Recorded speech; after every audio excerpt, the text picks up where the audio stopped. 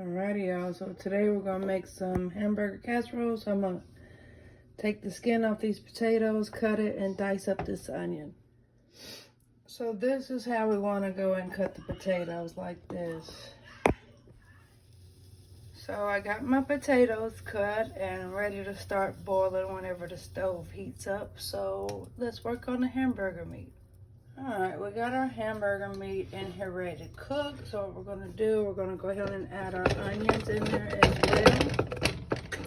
And I'm going to go and add the rest of my spinach that I had left over from another meal. Just give me a second. Got the spinach in the pot, and oh my God, you're not going to believe who is up here that she knows she's being a bad girl. Get your butt down. That's not how a person eats. Now that I've got her down, now you can see our potatoes still hasn't came to a boil. So we're going to let this cook up. Then I'm going to end up adding some cream of mushroom, a little bit of milk, and some gravy. We'll get there. So we're going to let this pot come to a boil. Then we're going to add our brown gravy and whisk it up. It's looking good so far, yes. Got the brown gravy in here, so we're just going to whisk this around until it gets thick. Alright, what we're going to do next, we're going to drain this grease off of this meat. My gravy turned out nice. Okay, so I drained the grease off. What we're going to do, we're going to add a can of mixed vegetables. Never can go wrong with vegetables. Then we're going to add a cream of mushroom soup. And let me get the rest out with a spoon and I'll be back.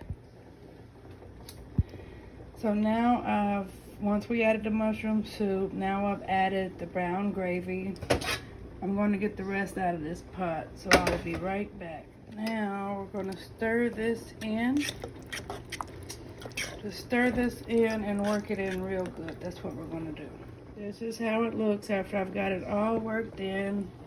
Now we need to check and see if our potatoes are tender. Right, next we're going to take the casserole dish, take our little sprayer, or you can use butter, whichever you prefer. So nothing sticks. Ta-da. Alright, ladies and gentlemen, our potatoes are done. So I'm going to run some cold water over them so we can be able to touch them to put them in our pan.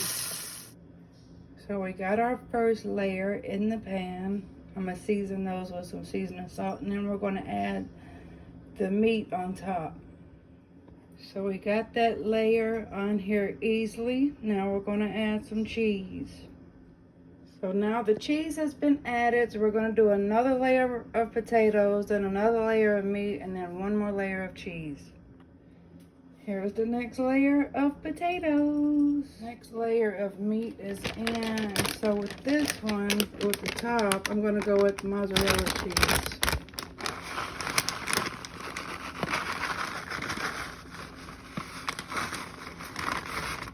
Now spread that out evenly.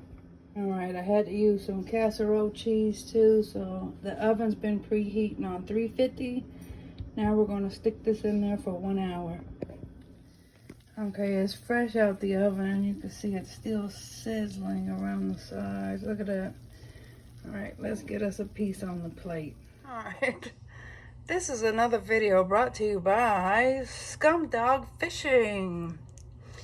Alright, oh, look at that cheese, yes.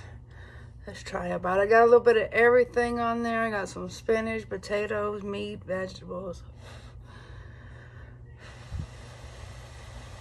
Blow it off so it don't burn us. I think this would even go good with some cornbread. I want to make this soup that I've been waiting to show y'all. Hopefully I can make it in a couple days.